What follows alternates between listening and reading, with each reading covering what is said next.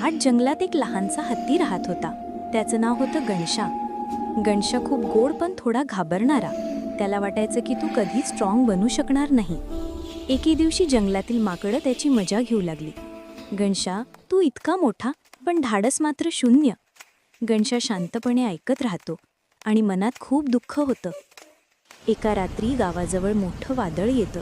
पावसाचे थेंब, वारा आणि गडगडाट. जंगलातील एक लहान नदी ओसंडून वाहू लागते आणि 3 हरिणाचे पिल्लं पाण्यात अडकतात.